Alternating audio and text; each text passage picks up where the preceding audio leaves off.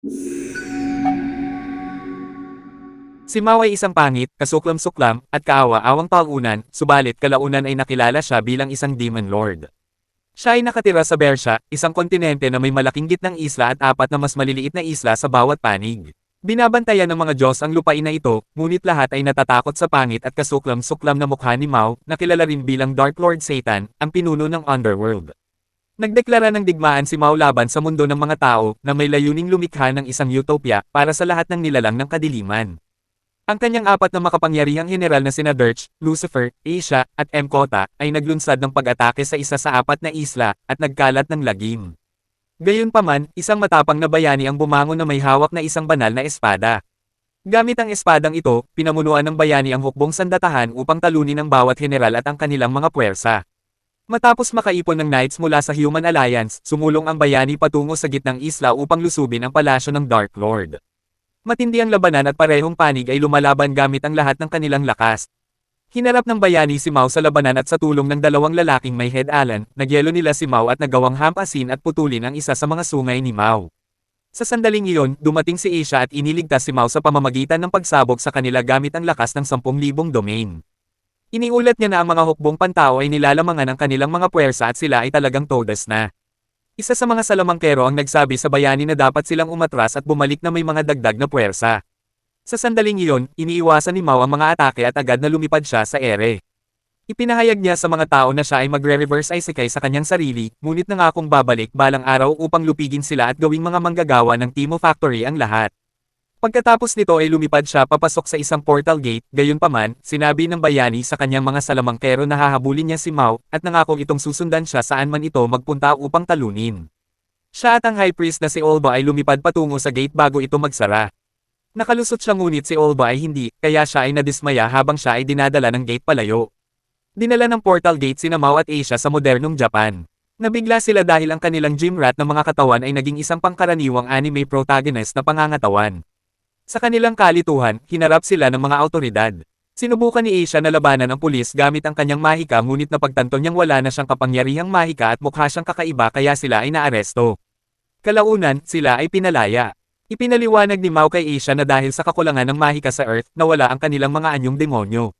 Sinabi ni Mao na mayroon pa siyang kaunting mahika at tinanong si Asia kung mayroon din siya at nagpakita, ngunit nauwi lamang sa pagtawag ng isang Uber driver nang itaas niya ang kanyang kamay. Nagpatuloy sila sa paglalakad at ipinaliwanag ni Mao na kailangan nilang kontrolin ang kaunting mahika na mayroon sila upang maiwasang maubos ito. Bagamat ang mahika ay isang pantasyang konsepto lamang sa Earth, maaaring may paraan upang mapunan nila ito. Hanggang sa mangyari iyon, kailangan lang nilang sundin ang mga patakaran ng tao at mamuhay sa Earth, habang pinipigilan ni Mao si Asia na maglakad papasok sa trapiko. Pumunta sina Mao at Asia sa isang estate agent upang maghanap ng matitirhan. Binigyan sila ng ahente ng isang maliit na bahay, subalit sinabi ni Mao na hindi maihahambing sa kanyang palasyo ang ganitong kasikip na bahay. Dito'y nakilala nila ang landlady na si Aurora, na ang itsura ay nagpasindek sa kanila. Nagpasya silang gumamit ng mga alias at pinili ang mga pangalang Mao at Asia. Lumabas sila upang maghanap ng trabaho ngunit wala silang nahanap. Dito'y sinabi ni Mao kay Asia na kailangan nilang bumalik sa Bersha. Kaya nagpasya siyang maghanap buhay para sa kanila habang iniisip ni Asia kung paano maibabalik ang kanilang mahika upang lupigin ang parehong Bersha at Earth. Masayang pumayag si Asia. Dito'y sinimula ni Mao ang kanyang part-time na trabaho sa McDonald's na ang ice cream machine ay palaging gumagana. Nagreklamo si Asia na dapat mas maayos na pamahalaan ang kanilang kagamitan, ngunit iginiit ni Mao na lahat ng kagamitang binili niya ay mahalaga para sa kanilang pamumuhay. Hindi nagtagal, na-promote si Mao at nasabik siyang sabihin ito kay Asia. Sa kanyang pag-uwi, nakasalubong niya si Amelia, ang hero na nakalaban niya noon sa Bersha. Nabigla si Mao na makita si Amelia, hindi dahil nasa Earth siya, kundi dahil siya ay isa ng red-haired ngayon. Sinabi niya kay Mao na hinabol niya ito upang talunin siya. Sinubukan ni Mao na pakalmahin siya, ngunit sinabi niya na siya ay British na ngayon. Hindi ito naging maayos at nauwi sila sa istasyon ng pulis. Inakala ng mga pulis na ito ay isang away ng magkasintahan, at binalaan si Amelia na delikado ang maging British malapit sa kanyang nobyo. Hindi nagtagal ay pinalaya rin sila mula sa istasyon. Binalaan ni Amelia si Mao na hindi pa ito tapo sa kanya, at hahabulin niya ito saan man siya magpunta. Kalaunan, kumakain sina Asia at Mao nang biglang magpakita si Amelia sa kanilang tirahan. Natakot si Asia dito, ngunit ipinaliwanag ni Mao na nakilala na niya ito noong nakaraang araw, at hindi rin ito magagamit ang kanyang kapangyarihan kaya pinapasok niya ito. Tinanong ni Asia kung ano ang nangyari sa kanyang koponan, at ipinaliwanag niya na dapat sana ay kasama niyang sumunod ang mga army sa portal upang talunin si Mao at bumalik sa kanilang mundo, ngunit hindi ito nakalusot sa gate kaya siya ay naiwan, walang kapangyarihan, at higit sa lahat ay sobrang walang pera. Iminungkahi ni Mao na sumama siya sa kanila, ngunit tumanggi si Amelia at sinabing hindi niya kailangan ng awa nito. Binalaan niya si Mao na mayroon pa siyang sapat na kapangyarihan upang talunin siya, ngunit hindi niya ito gagamitin, dahil kung uubusin niya ang lahat ng kanyang lakas ay hindi na siya makakabalik sa Bersha, kaya papagbigyan niya muna si Mao, hanggang sa makahanap siya ng paraan para makauwi. Kinabukasan, pumunta si Amelia sa pinagtatrabahuhan ni Mao, humiling siya na makausap ang manager, ngunit patuloy siyang tinatrato na parang ordinaryong customer at hindi pinapansin ang kanyang mga kahilingan. Nakuha niya ang mensahe at hiniling na magtagpo sila matapos ang trabaho. Nang magkita sila, tinanong niya kung balak ni Mao na manatili sa Earth magpakailanman. Iminungkahi niya na kung mananatili si Mao sa Earth at mamuhay bilang masayang tao, hindi na niya ito susubukang talunin at baka makipag-date pa siya rito. Matapos iyon, ay tinanong ni Amelia kung maaari siyang makituloy sa kanyang tirahan, sa loob lamang ng 3 araw. Nagulat si Asia nang makita siya sa bahay, ngunit sinabi ni Mao na masanay na siya dahil titira na sila kasama nito. Habang nagpapatuloy ang kanilang pang-araw-araw na buhay, biglang yumanig ang isang malakas na lindol. Paglabas nila, nakita nilang inaatake ang lugar habang nagsisitakbuhan ang mga tao. Nang lumapit sila, nakita nila ang may pakpak na nilalang na responsable sa kaguluhan, na si Lucifer. Nabigla si Amelia at sinabing sigurado siyang tinusok niya ito noon gamit ang kanyang banal na espada. Ipinaliwanag ni Mao na nailigtas si Lucifer ng isang kaibigan at nakarating ito roon sa tulong niya na ang High Priest na si Alba. Nadurog si Amelia at nakaramdam ng matinding pagtataksil. Tinanong niya si Alba kung bakit niya ito ginawa, at doon ibinunyag ni Mao ang katotohanan. Ayaw ni Alba na si Amelia ang maghari matapos matalo ang kasamaan, kaya hinayaan niya itong dumaan mag-isa sa portal. Kaya dito'y nakipagsanib puwersa siya kay Lucifer, kapalit ng pangakong ibabalik ito sa langit. Sa sandaling iyon, biglang naputol ang kanilang pag-uusap, nang barilin ni Lucifer si Asia sa dibdib. Mabilis na umatake si Lucifer, ngunit agad silang hinaranggan ni Mao gamit ang isang barrier. Sinabihan ni Alba si Lucifer na mag-ingat, ngunit sinabi nito na hindi naman sila makakasakit sa kanya dahil sila ay mahihina. Tumakas sina Mao at Amelia, habang pasan ni Mao si Asia sa kanyang likod. Nagreklamo si Amelia na tumatakbo sila na parang mga duwag, ngunit sinabi ni Mao na kailangan niyang iligtas si Asia. Ipinaliwanag ni Mao na napakalakas ni Lucifer dahil kumukuha ito ng kapangyarihan mula sa mga negatibong emosyon ng tao. Sa sandaling iyon, naabutan pa rin sila ni Lucifer, at ibinunyag na ang kanyang kapangyarihan, ay nagmumula sa kaibigan ni Amelia na si Cho. Inatake niya sila gamit ang hollow purples na pilit nilang iniiwasan, ngunit isa sa mga ito ay tumagos sa dibdib ni Mao. Kasabay nito, ay biglang binaril ni Alba si Mao sa kanyang binti. Nagulat si Amelia at tinanong kung saan niya nakuha ang baril, at sagot ni Alba ay galing daw ito sa Second Amendment. Muling nakisama si Lucifer kay Alba at inutusan siya nitong ilibing sina Mao at ang iba pa. Hahanda na sanang gumanti si Amelia, ngunit hinawakan ni Mao ang kanyang kamay at agad silang nag-teleport palayo. Muling lumitaw ang grupo sa isang mataong boulevard. Nagtaka si Amelia kung bakit sila dinala ni Mao sa lugar na puno ng tao, ngunit sa sandali ring iyon, ay mabilis silang naabutan ni Lucifer. Dumating rin si Alba at sinabing napakaraming nakatingin, ngunit sagot ni Lucifer ay aalisin na lang daw niya ang mga saksi. Walang babala, binaril niya si Mao sa dibdib na nagdulot ng matinding pinsala, saka itinapon si Cho palayo, sinasabing hindi na niya ito kailangan. Sinugod ni Amelia si Cho upang saluhin siya, ngunit nasugatan ang kanyang binti. Upang magdulot pa ng kaguluhan, winasak ni Lucifer ang isang overhead bridge na nagsimulang bumagsak sa mga taong nasa ibaba. Dito'y hinawakan ni Amelia ang kanyang kaibigan, at tinanggap na ang kanilang kapalaran. Ngunit biglang huminto sa ere ang mga debris ng tulay. Pagtingala ni Amelia, nakita niya si Mao sa kanyang anyong demonyo. Pinasalamatan ni Mao si Lucifer sa tulong nito, at doon napagtanto ni Amelia na sinadya pala ni Mao na dalhin sila roon upang tuluyang ipakita ang kanyang tunay na kapangyarihan. Kasabay nito, tinawag ni Amelia ang kanyang lakas at muling ipinamalas ang kanyang banal na espada.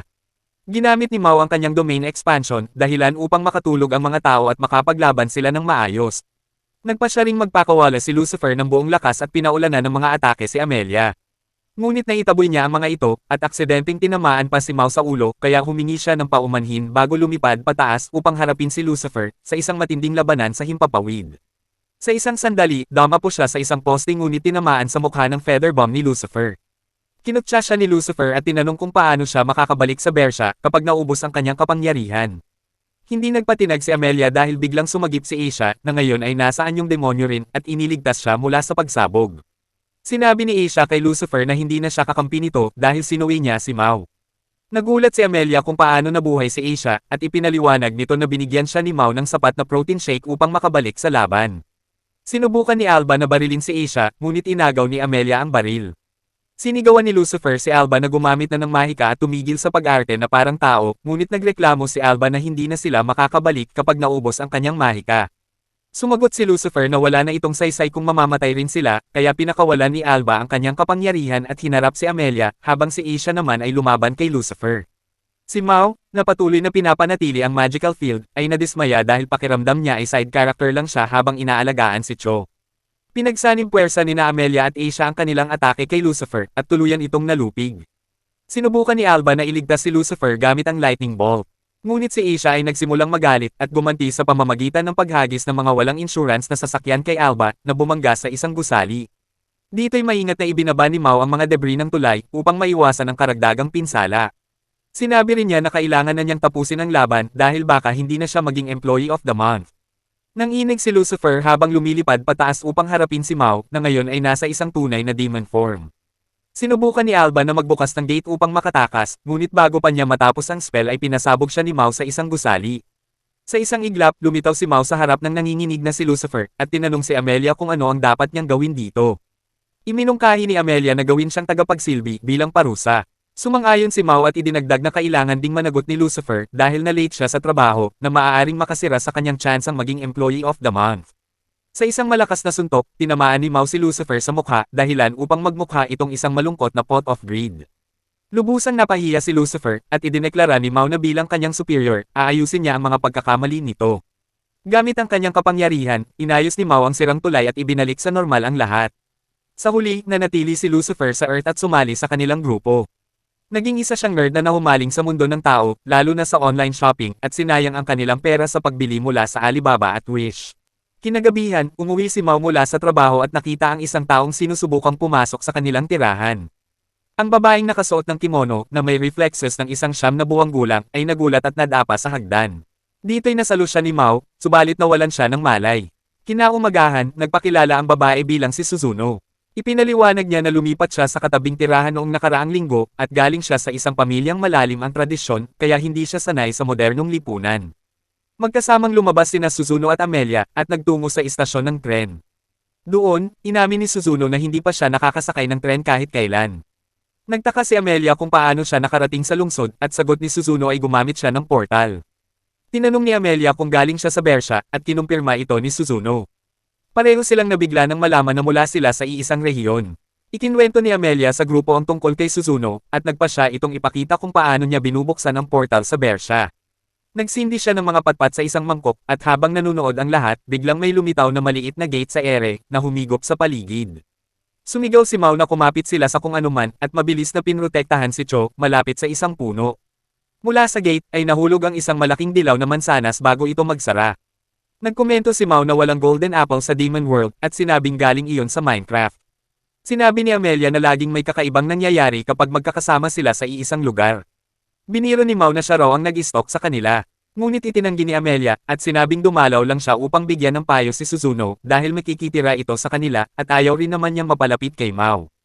Ininsulto ni Mao ang suot ni Amelia at sinabing wala itong swag at wak, dahilan upang magalit siya at ipatawag ang kanyang banal na espada.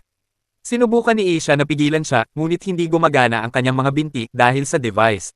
Tumingin si Lucifer kay Cho upang pigilan si Amelia, ngunit sobra itong tuwang-tuwa dahil niyakap siya ni Mao. Sa sandaling iyon, muntik nang hiwain ni Amelia si Mao, ngunit hinaramgan niya ang espada gamit ang mansanas.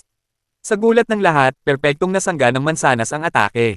Subalit sa sandaling iyon, bigla itong nag-transform sa isang batang babae, at bumahing ng cute bago muling makatulog. Dinala nila siya sa kanilang tirahan, at nagtataka kung sino talaga siya. Nang magising ang bata, binati niya sila at inamin na marunong siyang magsalita ng kaunting Japanese, matapos manood ng One Piece. Pagkagising ng batang nagmula sa mansanas, agad siyang tinanong ni Mao kung sino siya. Dito'y nagpakilala ang bata bilang si Maki. Muli siyang bumahing, at biglang nagliwanag ang hugis buwan sa kanyang forehead. Napansin iyon ni Mao at ngumiti, saka tinanong kung saan siya galing at kung sino ang kanyang mga magulang. Walang pag-aalinlangan, itinuro ni Maki sina Mao at Amelia at sinabing ang kanyang ama ay si Mao at ang kanyang ina ay si Amelia. Dahil doon, dito'y nabigla ang lahat. Mahigpit na niyakap ni Maki si Amelia, habang ipinagtatanggol naman ni Amelia ang sarili, sinasabing wala siyang anak. Ngunit kapansin-pansin na espesyal ang bata dahil nahawakan niya ang banal na espada gamit ang kanyang mga kamay. Nagtaka si Lucifer kung bakit tinatawag silang magulang ni Maki. Iminungkahi ni Cho na maaaring nag-reflect ito sa kanila dahil sila ang unang nakita niya matapos mapisa mula sa mansanas. Subalit ayon kay Amelia, maaaring kaalyado o kaaway ang nagpadala kay Maki, at tiyak na darating ang mga ito para kunin siya. Napansin ni Suzuno na ang pangalan ni Alas ay nasa wikang pantao ng Bersha, kaya malamang na naroon ang tunay niyang mga magulang. Kaya hanggang hindi pa dumarating ang nagpadala sa kanya, mananatili muna siya sa piling nila. Nang tanungin kung sino ang mag-aalaga sa bata, sinabi ni Amelia na hindi siya pwede dahil may trabaho siya sa araw. Kaya itinalaga ni Mao sina Suzuno, Cho, at Asia bilang mga tagapag-alaga. Nang tanungin kung bakit niya tinanggap si Maki, sumagot si Mao na pakiramdam niya ay responsibilidad niya ito, at tila ba nagising ang kanyang pagiging ama. Dito'y sinama ni Mao si Maki upang mamili ng mga lobo, kasama si Amelia. Nagplano pa silang manood ng Power Rangers, kung saan si Amelia ang naging sugar mama ng grupo. Ngunit habang nanonood ng palabas, biglang nagsalita ng kakaiba si Maki, at muling nagliwanag ang simbolo sa kanyang forehead. Dahil doon, ay agad itong itinago ni Mao. Dinala nila siya sa labas at doon siya nawala ng malay. Habang inaalagaan ni Amelia ang bata, may isang babaeng nakaputi ang lumapit, at nagpakita ng singsing na umalangaw-ngaw kasabay ng simbolo ni Maki, na agad namang naglaho. Sa sandaling iyon, muling naging normal ang bata. Dito'y nagbabala rin ang babae, tungkol sa paggalaw ng Heavenly Regiment ni Gabriel, upang hulihin si Maki. Pagbalik ni Mao, naglaho na ang babae. Sa roller coaster, hiningi ni Amelia ang katotohanan kay Mao, kung bakit niya inampon si Maki at bakit tila alam niya ang tungkol sa simbolo. Dito'y ibinunyag ni Mao ang kanyang nakaraan. Noon, bago pa siya maging Demon King, ay winasak ang kanyang angkan at siya'y iniligtas ng isang anghel. At sa halip na patayin siya, tinuruan siya nito tungkol sa mundo ng mga tao. Iniwan nito ang isang kristal na may simbolong buwan, at sinabing itanim iyon kung nais niyang maunawaan ang mundo. Ang kristal na iyon ang nagbigay kay Mao ng kaalamang nagtatag sa Demon World. At ang simbolo ni Maki ay kapareho ng iniwan ng anghel. Nang marinig ni Mao ang pangalang Gabriel at ang Shard of Yod, napagtanto niyang ang lahat ng ito ay may kaugnayan sa Yod. Kung totoo ang kwento, maaaring bahagi si Maki ng Yod, at kailangan siya ni Gabriel upang maibalik ang balanse ng mundo.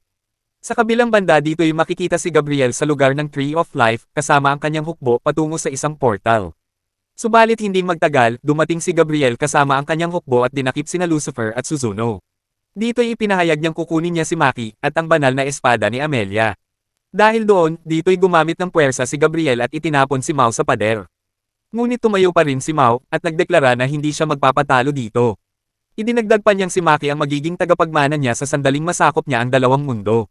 Bago pa muling umatake si Gabriel, lumuhad si Cho at nakiusap na huwag kunin si Maki dahil mahal nito sina Mao at Amelia. Naantig si Gabriel at umatras muna, ngunit nangakong babalik kinabukasan upang kunin ang bata.